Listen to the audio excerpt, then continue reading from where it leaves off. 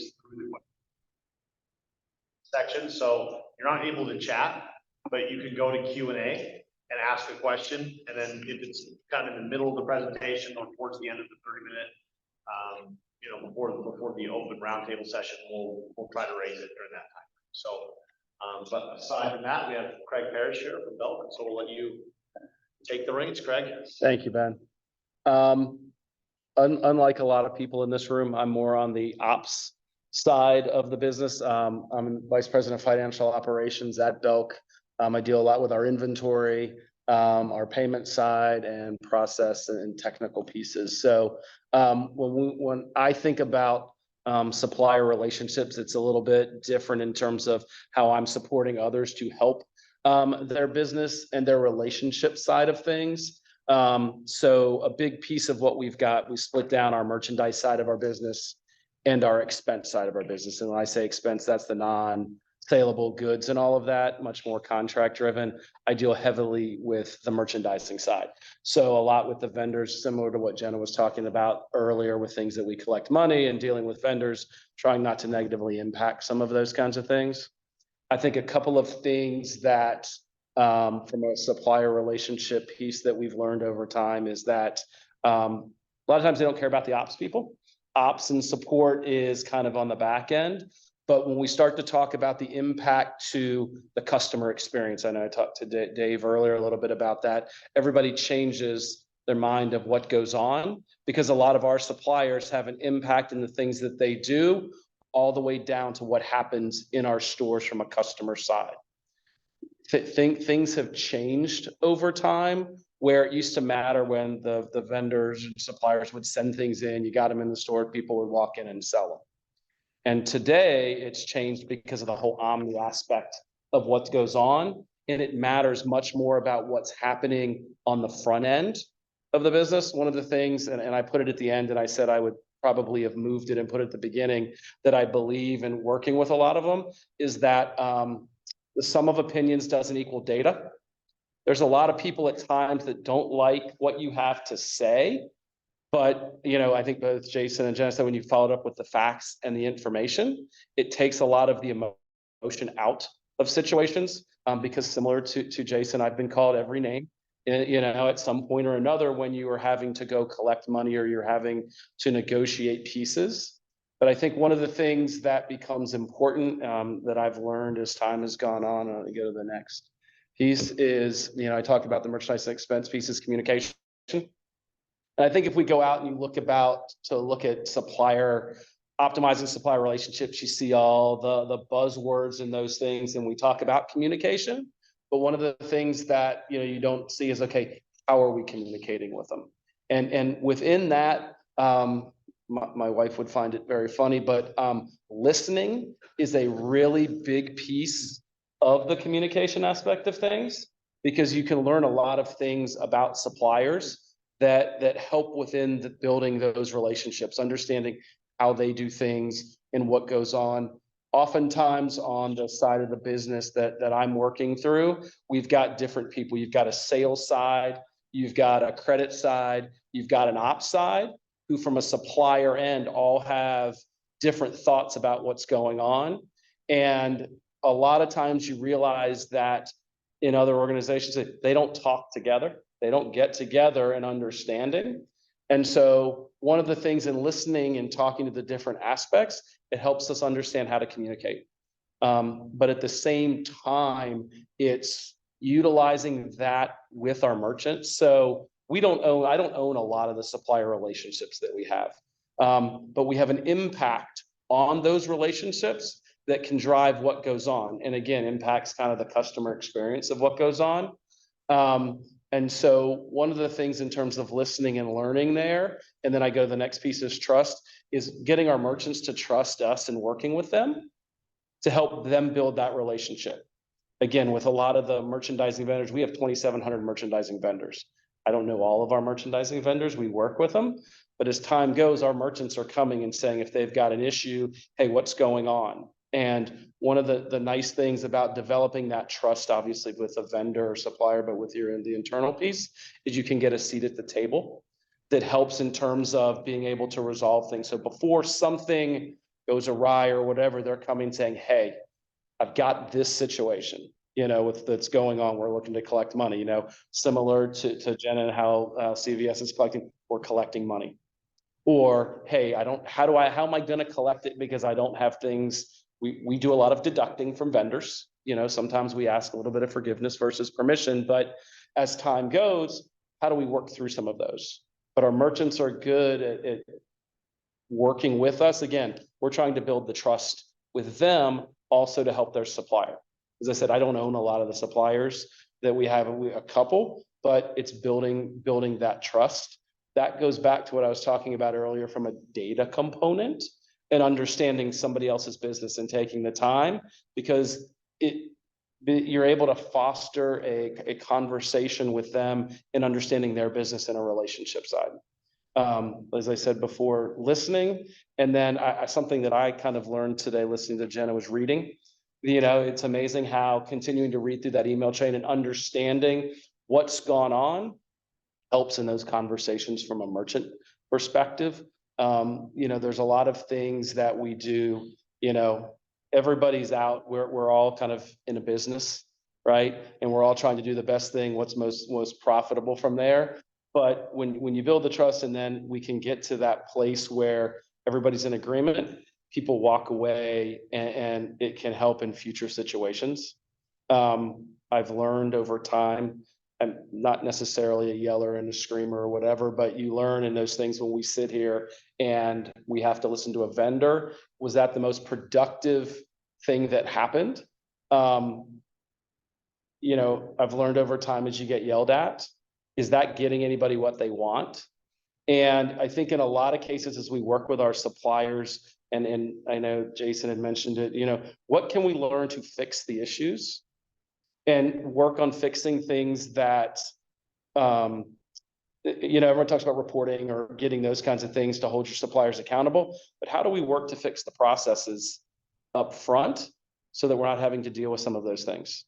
And especially I'll use our example from our side in terms of how our merchant or our vendors are shipping us goods, how quickly we can get them to the floor, how accurate that information is, because in the end, it helps our customer experience, but it goes back to them because that means we're going to buy more from them. We're more reliable in terms of obviously the payment side, things that we do. We've now built that partnership, we've built that relationship, and there's multiple ways that you can build that as time goes, but there's a big piece in terms of listening to me and from a data piece that drive a lot of those things.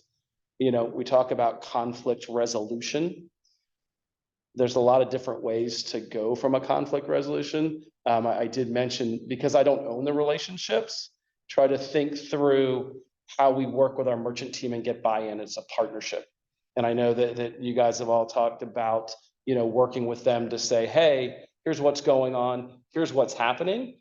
Because once I have our merchants who understand where we are and we're on the same page, it makes the conversation a lot easier with a supplier to know that you're on the same page. Retail's a relatively small world, but what happens too is you get a lot of vendors who start talking to each other. And as they start hearing, they start seeing, they know what's going on. And I guess let me go to the next one because I'm not necessarily fully going through all of this challenges as we go. The lack of communication, but there's a lack of consistency in that communication. If different vendors, different people are hearing different things and they bounce from place to place and then they're coming back, you're not consistent in that communication, then all of a sudden you have issues. Do they trust? And things have changed over time. We used to be a family-owned business. We're now owned by a private equity firm. And it changes the things that you can provide, the things that you can do. And then it's learning that adaptability in the communication because things change about what you can provide. And I think that as time goes, consistency in that communication, not just the lack of communication is a problem. I think everybody probably knows things don't go away. If there's a problem, the likelihood that it goes away, probably not very good. So not communicating, not being willing to address it or having the information to address it makes it problematic in being able to create a positive supplier relationship. We have an offshore team, and one of the first things, and we talk about SLAs and all these different things. But I'm like, you all are the first people that a lot of times communicate to vendors from a inquiry perspective, or they're generally they're probably disputing something, and how we communicate what information is the first impression that you get. And I tell them, you don't directly have the relationship, but you're impacting the relationship from a total business side. And I think sometimes that, you know, they want to lose sight. Oh, I can match it. I can do all this. I'm like, you guys create an impression that can be very impactful one way or another. They don't have to like what you say, but as long as we're getting back to them, we're consistent, we're getting that, there's at least an initial impression before we get to how we're going to resolve that dispute in the equitable way based upon everything that we have. Misaligned goals and objectives, you know, we talk about that. And again, I think that goes back to the initial conversations that we have, and we have them with our merchants, have them with their suppliers. And we have a list of things and guidelines that go on. And then sometimes they may decide, we'll waive some of those, the side deals, the whole emails, those things that go on that we talked about on the merchandising side. But all of a sudden it's now changed when we've got to then say, hey, here's what we need to have happen to make sure that the merchandise is in the stores you want it. To go back to what I was saying before, customer experience, this changes what that means. I deal a lot with the payment side. I'm like, it makes it harder when you do these things for me to pay your vendors, because I don't have the information. Are we all there on what goes along so that we can make the payment? We can do that because everyone, again, as I would tell my team, us paying on time, we're paying what we say is on time, and having that information visibility. Again, you may not always like what you have to say, but we kind of show those kinds of things, and I think there's an integrity and an ethics piece that goes along with it that you have to navigate with suppliers as you go. Because if you've dealt with vendors for suppliers for a long period of time, you will find that some of them aren't always there, but how do you deal with that? I think it's also important as you go, again, I'll hit a couple of these, as we see quality control, all of that goes just into product things that we deal with. That's something that, product quality around suppliers will generally work itself out, because if the customer doesn't like it, it's not working, there's always the profitability. They're not going to be part of your mix. I think as you also go with your suppliers, it's understanding how your business changes, also how their business is changing from what they can do from a support perspective for you as well. I think in this day, everybody can see there's a lot more private equity firms that are into the retail side of things. So you start to see a lot of different things around credit limits, what they can do from a support, what information you can provide, but how do you work through that with the suppliers, and then being able to equitably support your business? Because our merchant teams are saying one thing and wanting one thing, and then we may be at a point on the financial end that I can't provide you as much as you want. How do we work through that? How do we get there so that we can get your product into the stores, selling it so everybody's seeing it, with what everybody wants based upon how things are changing? So I think one of the things around the relationship piece is the adaptability and understanding what that change is and being able to manage through that. And I think we all probably know from a contractual perspective, holding vendors accountable for certain things. And sometimes that can be harder than people think, because there's a lot of people who don't like to have the conversations around conflict or the negative side of things that go on. I mean, I think anyone from the post-recovery side who has to go tell, the vendor or your supplier team, hey, by the way, these guys aren't doing a good job, you need to fix it. And how many times you've gone back and they haven't fixed it because they don't go away. But figuring out, okay, how do we work through this in a reasonable, again, try a data-driven way, helps to then, move through some of those, trying to take the emotion out of some of the things relationship-wise. Does it help to get to know your suppliers on a personal and doing all those things? Sure, it does. It's all, because we all know it's about relationships and partnerships, but at the same time, you have to be able to separate that personal piece, professional piece when you're looking at that. I think also, as I said before, kind of understanding your vendors and your business changes, starts to help you understand is, can they support you going forward? Is this the best supplier relationship? I may like Melissa a lot, but can she support what we're doing as we move forward? And understanding that before you get into some of the things from a contractual end and doing some of those things. Easier said than done. Like I said, we can go look at all the different things that talk about the relationship piece, but it's really peeling back and getting into those and changing and working through some of it to making sure you're moving forward. Like I said, I play on the support end a lot. So it's, what can I do to help our merchants or our, you know, any of other expense managers with what they're doing, but not negatively impact it, unless they ask me to. And go from there. Same question I asked Jenna. Do you have formal agreements, contracts with your merchandise vendors? No. PO drives the relationship. We have an onboarding process, and we have a guide that they sign at the time that we've onboarded them, and then the PO becomes the contract.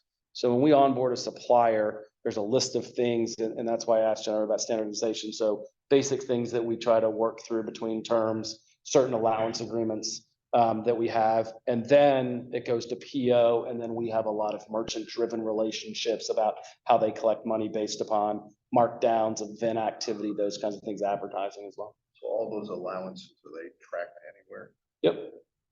So everything has to be, so a lot of, when you say track, do you mean like in a formal repository piece? Well, I think it has a system under funding management.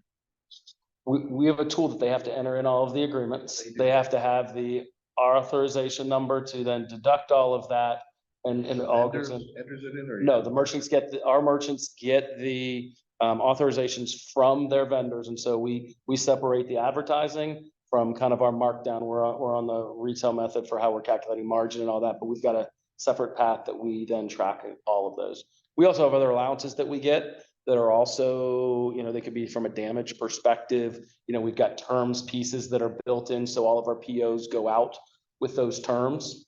So all of that is then tracked, and then we go through a match process with what we say are terms and what the vendor says if we don't agree, and we take what's best for us.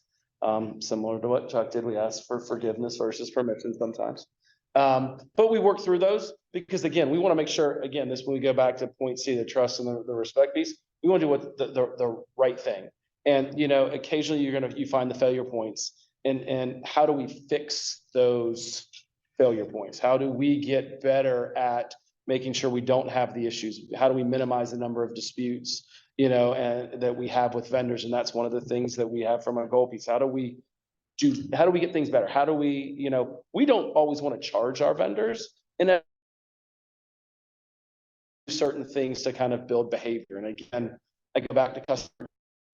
This is customer into our store, or you go online and that's where the county comes in, and things that go on trying to. It sounds good. Is it easy? Is it a work in progress? Things go on. Vendors change. Vendors get bought, you know, and all of a sudden, here was the agreement with this vendor. Now they're part of this vendor. How does that change? How do we work through some of those things? So we try to build that consistency. One of the things that I mentioned before that we feel pretty good about it, and it's taken time, but I loosely say we have a seat at the table. People come and ask and say, hey, here's what we're thinking. Here's what's going on. Can we do it? What's the impact going to be to us overall? Whether it's the merchants from a profitability perspective and where that money goes that they're collecting, or hey, how a vendor wants to ship or do something differently to get products somewhere, and how that recognition piece is to try to minimize those points of failure that make somebody upset. What I always tell them too is, do your vendors want to get paid? Do your vendors want to get paid on time? And all of this, here's where this could happen. And we're all good with all of this up front, you know, and laying the pieces out so that there aren't any surprises. That doesn't mean that things don't happen. You know, like I said, it's all best practice, but each day we try to work through some of those kinds of things. You know, I think you also understand kind of what leverage you have with suppliers. There's some vendors that you can go back and have a different conversation than others, depending upon where you are, from an IT support side to a merchandise vendor to, someone that's dealing with the facility aspect of things. So I think it's understanding a little bit of where we are in a leverage, but again, that's understanding your suppliers and then how you can manage and deal with those relationships. I know there's certain conversations that I know should be had, could be had, but it's not necessarily going to go anywhere. But you also got to be able to have those difficult conversations with people and hold them accountable for some of those things. Any other questions? No one just likes to hear them. How much autonomy do you have as an ops person to have those conversations with vendors? Because obviously the merchants and the vendors have the primary relationship. You're kind of the intermediary. I normally get it when it's not good. Yeah. From that aspect, after we've gone through it, I've got a really good team, both on the inventory and payment side, who actually work really well together, that know that they provide the information. So I don't get to spend as much time as I would like with some of the things until we get to a point where, we've got a list of vendors too, similar, you went to talk about the 80-20 rule, the ones that we need to work with. Or we've got to fix something. So not as much as I would like, but I have a team that gets focused on, okay, how do we fix this? How do we make this work or have that conversation and not be afraid to have it as well? But I would like to spend more time sometimes, but I sometimes get the ones that have gotten to the point where there isn't the resolution that needs a different level of conversation. Yes. So. The question more for the group, but I'll pick on you, Craig. Is more smart. It's getting more toward like a smart contract or blockchain. I think if we go back maybe 10 years ago, there was probably more of a hype towards it that it was going to take care of everything. Everything would get put on the blockchain, and there would be no more need for any sort of recovery, reconciliation, or anything like that.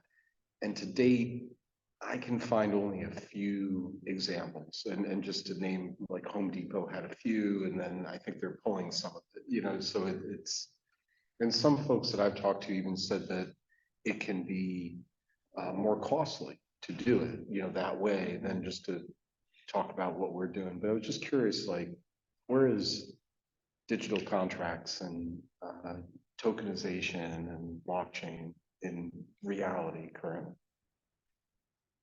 Well, the last 3 years, there was reality. Yeah. So it went through the hype curve and the theory. We'll talk about. I think companies are still, large organizations are still tackling centralization, actually getting everything in the same spot. I think we've had some conversations today about it, but just because you set up a spot for it in there doesn't necessarily force someone to actually take emails, sign agreements, whatever else, and make sure they make it into that.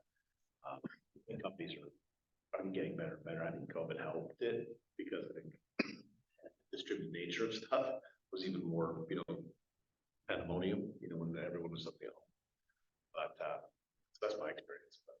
Yeah, and your point about, or really the question that came around kind of centralization got me to think about the digital contract or smart contract approach, thinking that may find its way into our world at some point.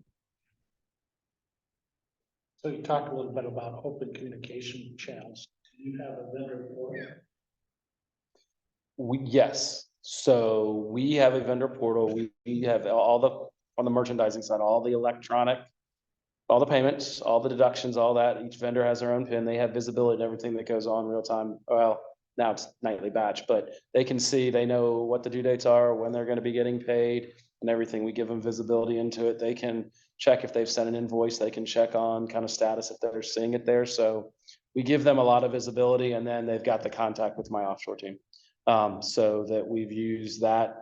We're in the middle of a financial transformation off of one platform to another. And I said, one of the things that is really non-negotiable is any changes to our vendor portal, because it is a lifeline for them. They know, they rely, we've trained our vendors they know to go out there. They know what my payment cycle is. They know merchandising when I run it. They know when to go look. They know the how we, unless something changes, and we've actually added a banner across. So if something changes, when there's a holiday, we're like, hey, payments will fund on Wednesday versus Tuesday because Monday was a holiday. We tell them. So we give them a lot of information. So when we have vendors come back and, you ask about timing, it gets there and they're like, I read vendors, I'm like, you guys have known every time I've taken a deduction or something's happened from real time, from shipping or whatever invoice. It's like, we've given it to you. You may not have chosen to use it, but it is all there. And again, we give them all of that information. So again, I'm trying to help you guys, tell you when it is, where it is, which has certainly helped from an integrity perspective when they talk about, hey, we weren't getting paid, we're having. I'm telling you, exactly what is happening when, so it's there. So yeah, that's non-negotiable. What is the system you use for that? Homegrown us, not optimal. We have one for our merchandising side. Expense, we don't. We can show the remittance level information and the expense side of the business, the non-merchandise is a little bit different with all of that. But as we transform to the platform that we're going to for our financials, hoping that their platform from an expense side can be better from a portal standpoint.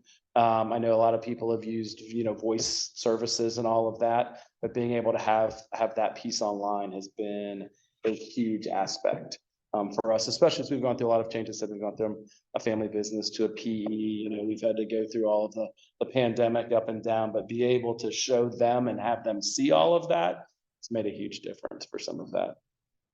What system are you transitioning to? We're moving to Workday. Workday, that's right. And back to what Jenna talked about, is there any kind of move on your merchandise side to try to standardize terms, allowances across vendors, or is it all over the map by category? It's all over the map by category to some extent. We've got a certain set of terms from a private brand, our own goods perspective, and what comes from overseas. And then, for beauty's different than apparel. And we start with the standardizing terms, but as things have gone on, again, how much financial information you can show, it then comes down to a leverage of what I can set from a terms perspective. We have a base term that we start at. Then it gets into a little bit of negotiation with the merchants. And then obviously there's a point at which do you want to walk away for 15-day terms versus $5 million worth of business. So it's then getting there and then understanding the cash flow pieces and how, again, this comes down to process too, how everything else runs. When I talk about understanding the vendor, it's also important to understand everything that you do from an internal perspective at times. I know on the ops side, from how we create things to how we ship things to how we receive things, and understanding that, because that tells you where you've got failure points. That tells you, when we get vendor inquiries, what could be happening, what's going on. Again, to being able to understand that, again, a lot more trust from my vendors by understanding that part. Some of my team and they have the same conversations, and we deal a lot with the financial, but I'm like, it's very important to understand the technical. Where did the number come from to get there? Okay, it looks funny, but what potentially could have caused that with the different kinds of things that we do? Again, especially because in the end, that can impact customer experience or the supplier relationship, because am I paying on time? Am I getting all of the data flow in? And we get a lot of different places that we do from a payment perspective. It's not just receipts. We have a supplier direct fulfillment business.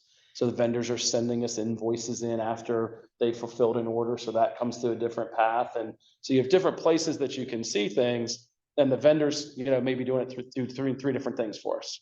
So understanding those lines help us to be able to effectively communicate, because normally anyone who has merchants or buyers, it's not their fault. It's accounting or finance's fault that there's a problem. That's the email. Melissa had said it earlier. So, but if we understand and we know, no, this is where it started or where it happened. I get one occasionally with vendors and they're like, you're not paying me on time. And the other one on the payment side, there's that terms piece. And if the vendor tells me net 45 and my PO's at net 30, anybody know what days I'm going to pay on? Best terms law, you know, so that's when they come and say, you're not paying my vendor, you're not paying my vendor. I'm like, but your vendor's telling me 45. So we want to figure it out, we fix it. So when we do things, if we have any one-offs, we make sure we communicate well with our merchants to communicate with the vendor. Hey, we will adjust for this PO to go to these terms. Here's what needs to happen to make it work successfully. And that's where we try to communicate the whys and do some education so that they know. And I think that's what's helped with our merchants even internally, is that they know now where failure points can happen. So they can take and message that with their vendors so that they've communicated it. They've been able to do that. So we're trying to fix the process to make it much smoother. Again, there's lots of points in there that we have impacts on the supplier relationships. And how do we make sure that we're doing the best thing that we can on the support end to make sure we're not negatively impacting it for our merchants as they try to do it. So the merchants are the ones that are communicating with the vendors that payment is due or overdue? Depends on the situation. No, I mean, well, if it depends on the channels that comes down, a lot of times the vendors credit people go to their salespeople go to the merchants. And so they're sending it to us. Now, to Chuck's point earlier, we push them to the portal. We try to push them to the portal because everything is there on the portal. It's all there. We can, as a first point to take our merchants out of it, they shouldn't have to answer, hey, when is this invoice due? Has it been matched? We're missing this. We're like, right here, we've given it all to you. We hold all the remittance activity out there so they can go back 3 or 4 years and say, hey, they can check what they're paid and to see all of that also goes on there. It's not just what's due, but what we've paid them as well. So we try to use that. But again, a lot of times they get it when it gets to a point where they don't like the answers. So Is it like the transactional level, or what about like support for introductions? They stack up in there as well in the vendor portal? not yet. Okay. No, we have when we do our market allowances, our merchants provide a lot of that support. But we have a lot of compliance parts that there is a place that they can go and they can get the automated piece, understanding that, hey, why did I get charged? Because my ASN wasn't readable. And we have pictures and doing all of that. That's my next phase of the portal is more self-service and loading that in there. It's just not at the top of the list. But again, to your point, the more that I can kind of show and give them that visibility, one is they can self-service a little bit. They can do things quicker, more timely, but I'm not keeping anything from you. Here it all is. And it comes out every day for them to be able to see. Again, they'll start calling me at 1 o'clock. I say me, so take that loosely. My payment, I don't see my payment. I don't see my payment. Okay, things are a little different today, a little slower today. We had some issues, but they are, which is fine. I would much rather have calling and asking and those kinds of things. It means we've trained and we've gotten the information and somebody's using the tool, for those kinds of things from that side. So I know some people are afraid of visibility and certain things that you have to provide. But I think you can get a lot more from that aspect of things that are going on and recognize issues quicker. As I mentioned kind of about my offshore team and things up front, accounts payable is not the reactionary place that it used to be. There's a lot of things that you can see and do sooner that can get to vendors that can fix things, that help us with our unitary integrity, what that visibility is online, that customer experience that I keep talking about, because no one likes to be disappointed. No one likes to go figure out, hey, I need this and I want it now, and then you get that canceled piece. Well, that's on us. I mean, we either didn't do a good job picking or packing, or we didn't do a good job saying that this is available or not. And so where is that? And some of the vendors, again, it used to be a big fill rate conversation. I filled it. I filled the order. I sent the 1,000 pieces. Great. You sent me 1,000 pieces, but did you send me the size, color level, SKU level? Because now that matters in visibility. Everything matters down to that level. And you have to think differently with that. And again, that's why I say we need to fix the things in working with our suppliers too and process, because that thing gonna make it all a lot smoother all the way across the board. You know, as I say, when I talk to different suppliers, I'm like, you guys don't want to talk to me. If you're not talking to me, then the likelihood is that we're doing something right all the way across the board because we aren't having the dispute pieces. You're seeing what you need, we're working well with our merchant team, and it's all there. Generally, if it's getting to that point, something's gone wrong and there's a point of failure that we need to figure out, that if we can fix, makes everybody then much happier as they're getting paid, they're seeing their payments, you know, from that end, you know, and hopefully that opens up more business for us. Again, you know, the changing landscape from a retail side, a lot more people have, you know, ABLs and things like that. You hear a lot more about credit line and credit conversations, and it's not always about what's open just on a trial balance side. It's about what orders that are in the pipeline to get you to a total dollar. So, you know, you have to think differently. We have to look at it so that we make sure that, again, we can make sure those things are in line, that it makes it easier for our merchants to run their business.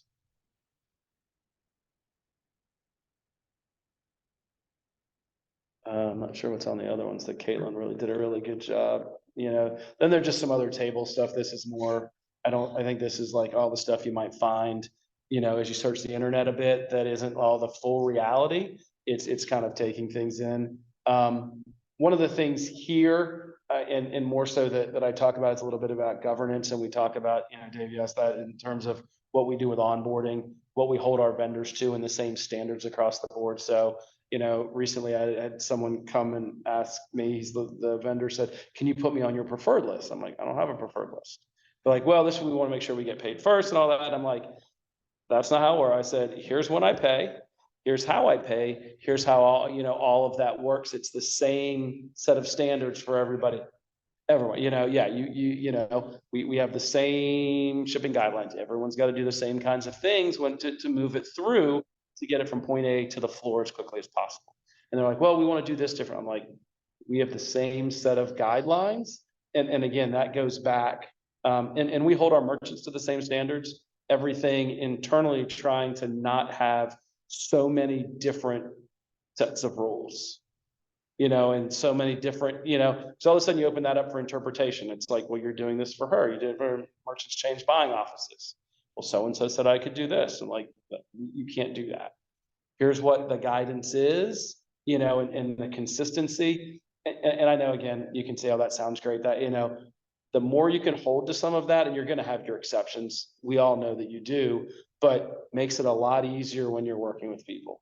Especially, I know on our side with merchant, there's a lot of things. I can say something today, and it can be through New York and from vendor. Hey, I got this deal. They got this, you know, before you know it, if you start to get into those kinds of things. So I say the governance for the internal audit people, or if any of my internal audit people are listening, and controls, I'm like, I'm big into governance.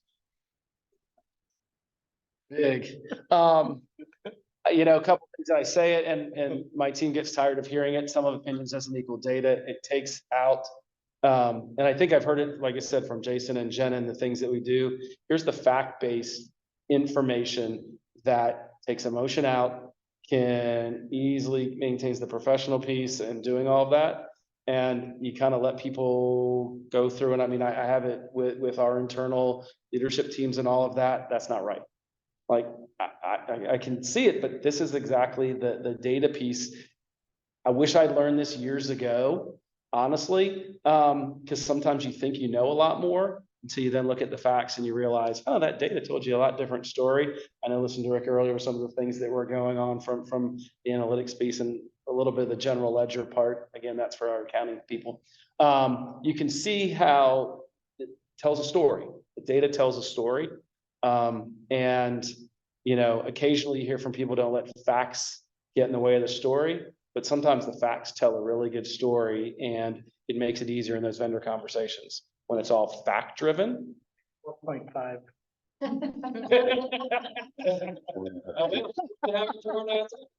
Got that written down.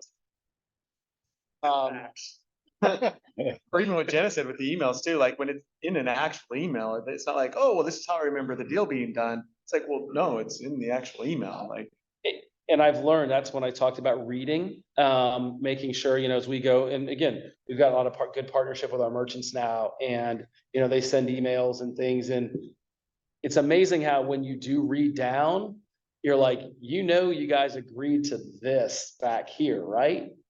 I don't know what you're talking about. I'm like, well, kind of read through here, and, the email piece, as time has gone on, the reading part makes a big difference. I wish somebody could sort through 20,000 of them and tell me the good stuff in them, but, and the other piece, with the suppliers too, and I know that, Dave, when you talked about it earlier, you've got big suppliers, and we have a lot of smaller suppliers. We've got a lot of people that we do, $500 worth of business, on a supplier direct fulfillment, different sizing. And those people, if you don't, it can be $25, all of a sudden it's crazy, but they think it's, they've been waiting now for months, and you deal with them and you work through it.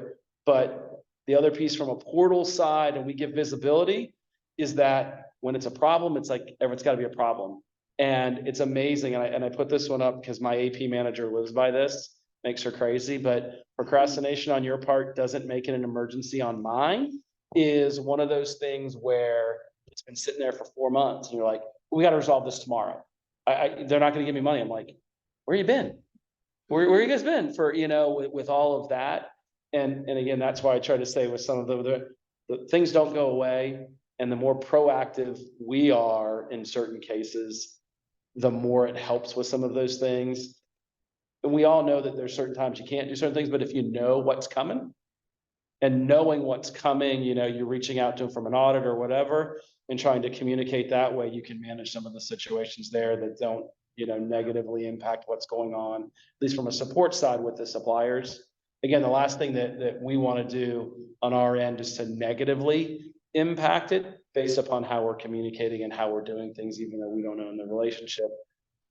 We could be the ones that are perceived the problem, unless they ask us to be the perceived problem. We start to see, and we don't get into a lot of the analytics. We start to see more analytics. I think one of the things that we've learned too is how many are too many KPIs, how many are too many metrics that you are focused on. They like to see this big of a binder and all this, and how many of them don't get past page 1. And one of the things that we've tried to do is to say, hey, here are the key things that we need to make sure that our vendors are doing. From a omni perspective, when we've got vendors who are, we don't hold product in the stores, but they're shipping based on orders. How quickly are they shipping out? How are they shipping correctly? Okay, so we can measure those. How, what all else goes into it? Or as we get into how many items are in a package.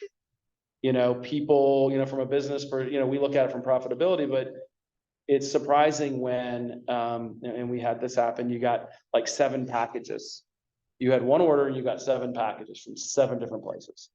People are actually more annoyed by getting so many rather than getting the one in certain things. So when we start to look at it, we want to optimize how we're selling, but it comes down to customer. What are we doing to make sure we've got the right customer experience? One of the vendors that we were working with that was looking at how the orders got sent. And they're like, well, is it that big of a deal? Well, there's the FedEx cost of all this, but there's the customer piece of it.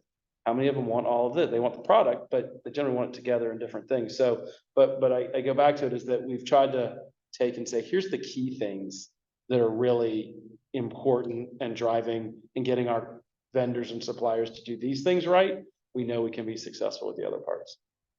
We're not really, I think we all are learning about AI. I learned just listening there. How does it help?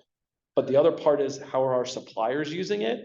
And how could that potentially impact us and all the way down to customer? So just some things that we're learning. Is anybody really using AI yet in the procurement space? We talk about it. Yeah. No. We same thing. There's something to relate to that, and I think AI is probably happening more than the blockchain, but there's something called the hype curve where, it hypes up, then there's this trough of despair where it goes way down, and then it slowly will inch up over time, like if it has some good, applicability. And I do find Blockchain had that a bit, and I think some of the crypto failures sort of made that more of an issue or for some folks to touch it. But with AI, I think there's something to be said for the machine learning around your predictive, getting that scorecard for suppliers. Like I think your point of having so many, you could probably score a bunch of them together and say, these suppliers we should go look at, given the score of them based on these few metrics that, your team almost picks out based on the audits you've done and like what you find important versus number of invoices per check or something. We get a couple of those on the dashboard, they've tried, and I think to your point, there's a way to be able to make that more useful from a business driven piece rather than, just saying, oh, wait, hey, here's how many compliance charges you had. Here's how much we paid or the days payable piece around some of those things on average with them. But we haven't gotten there. Now, our merchants might say that they have with some things, but I still think, again, it's continually changing. The whole business side of things changed. I mean, the pandemic kind of showed you've got to be able to change and what's the next big thing.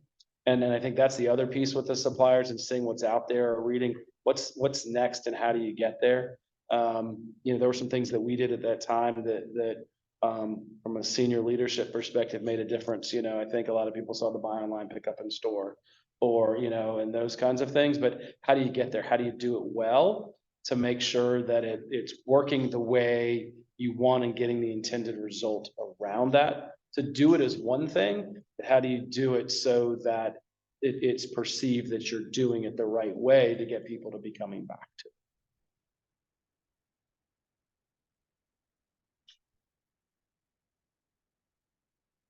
One more question to your point. Does anybody have kind of consolidated scoring mechanism besides, everybody has 500 different dashboards they're looking at, but has anybody actually taken the time to try to roll it up and generally say that this supplier is rated B based on these 50 metrics, A, et cetera, so then you can take that letter grade. I know it's severely oversimplified, but to try to optimize those specific relationships.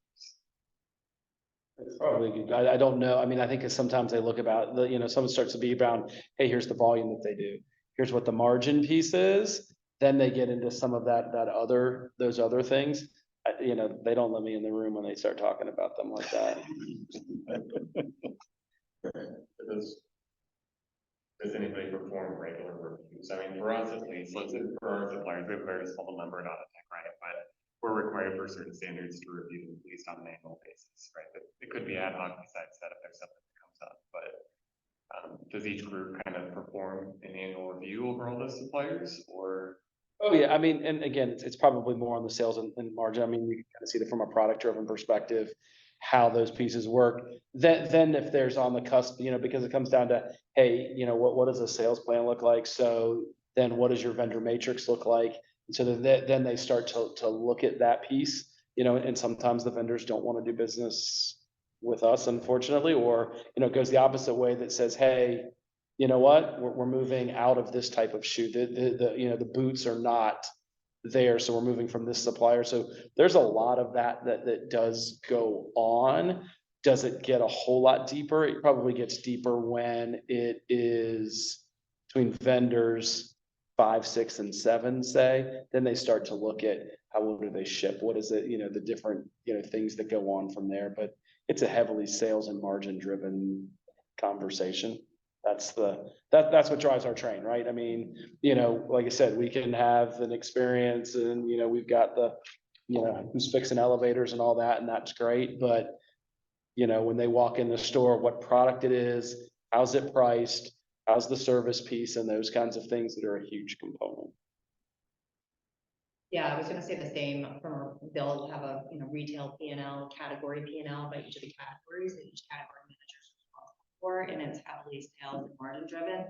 And then if they're exceeding or not exceeding margin, they can drill down by vendor, to see who's contributing or who's trailing on. And retail's cyclical. I mean, something that's hot now shoes had been, and now all of a sudden that's kind of changing and you're back to an apparel. I mean, and look at the pandemic piece, right? Anything that was dressier driven completely went by the wayside, right? You had everybody that was at home and all of a sudden the leggings and the casual wear. Well, then all of a sudden they're like, oh, this is the new trend. Well, wait, that then all of a sudden changed. So you got to be able to then shift and move that way as well, because you may not have that to spend, right? As you look at from a corporate level, as how those categories break down and where the money's gonna go. Hey, here's what our receipt plan looks like, and here's who's got what. So that has to constantly happen from a vendor side as well. Yeah, I mean, the cosmetics side of the business was hit, I mean, with the pandemic, the more masks and sanitizer and test kits, and we go through it, so. Glad we weren't the only ones.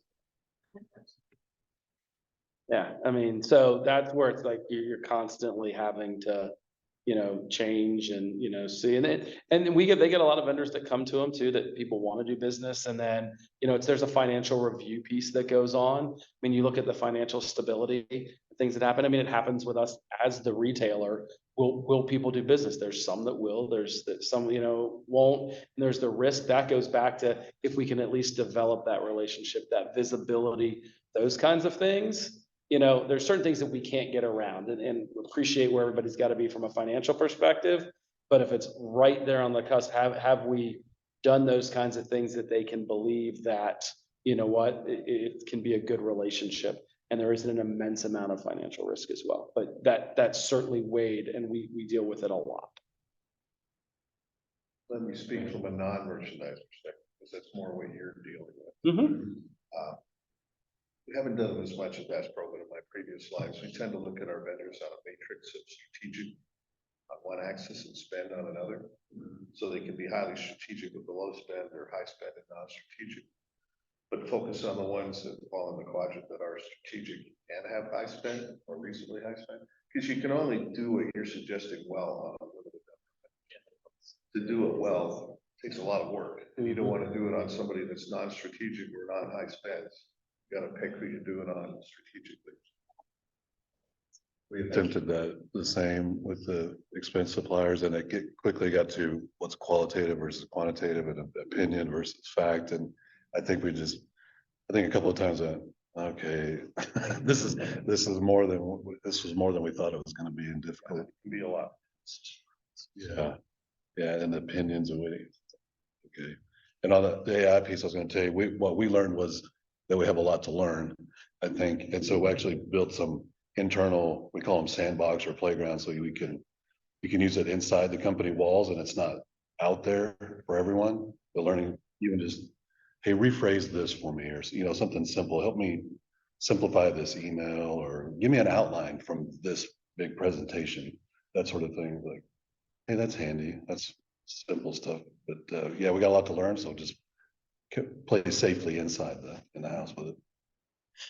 Yeah, I think that's one of those things a little more reactive than proactive as you learn, some of those things from like a technology piece, and understand the vendors is, how willing are you to jump in that quickly? I think that's a great idea. I mean, that's, being able to do that inside is pretty good, be interesting for sure. Folks, helping them write code, I was like, okay, that doesn't need to live out there for everybody, what you're asking it to do, or explain the actual text of the code. So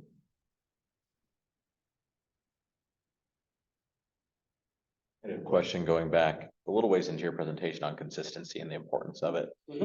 From an audit perspective, we can do audits on multiple vendors in the exact same space, managed by the same individual, and they're all told different things, and they're all operating under different rules. And when we've talked to clients about it, it's basically, hey, we can't tell them what to do because they push back, because this is their fiefdom. This is where they have control. They won't let us do that. It sounds like you've done a good job of establishing a culture of consistency. How did you get over the resistance I imagine you had from merchants, from buyers, of you saying, hey, we have to operate this way? I think first is going back and being consistent with them. Here's how we're going to do it. And didn't necessarily give them an options unless, because I think as Ben knows and working with the audit tech team, we've got vendors that we certainly know, okay, And I say, okay, I can't take, you're not gonna be able to take a deduction here. You know, because of who they are, the type of vendor, I'm like, I can't do it. When we kind of do our onboarding, we say, here's what needs to happen with each vendor. And we try to get them to sign and we start there. And then they've got to come and help us understand what the difference is and why that goes. So we first don't give them a lot of choice to start with and say, here's what it is.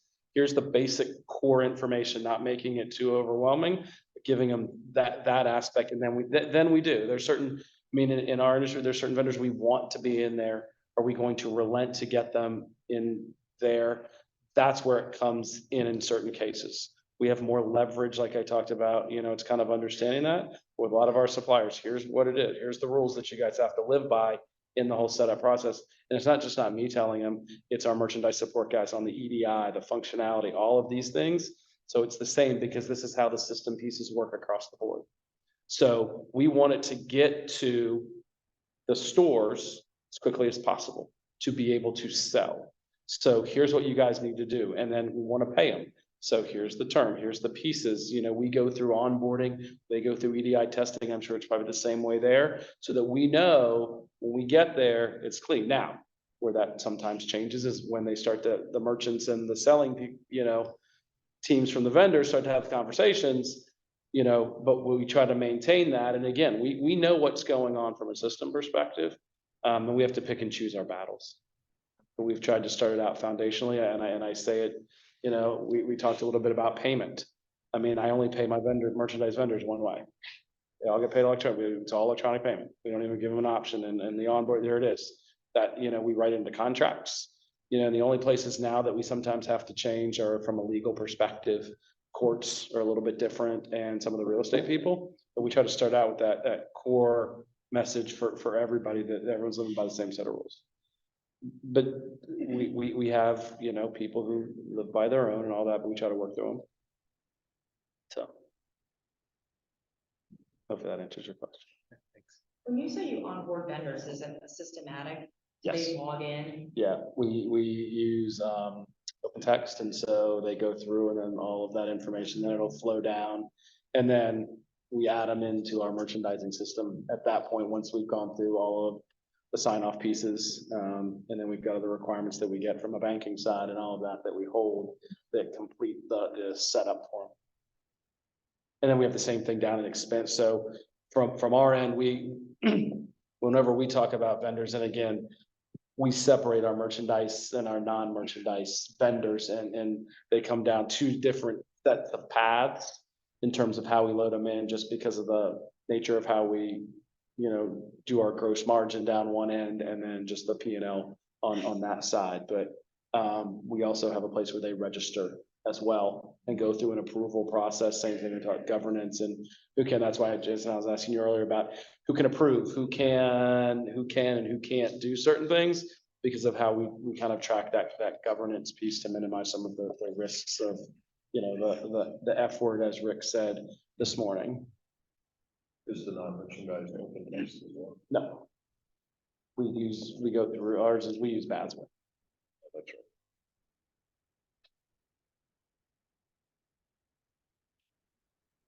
All right, I think we're about out of time. So for those, I guess we'll end the meeting for the virtual participants.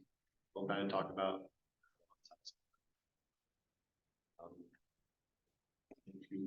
Thank you. Thanks, Greg. No problem.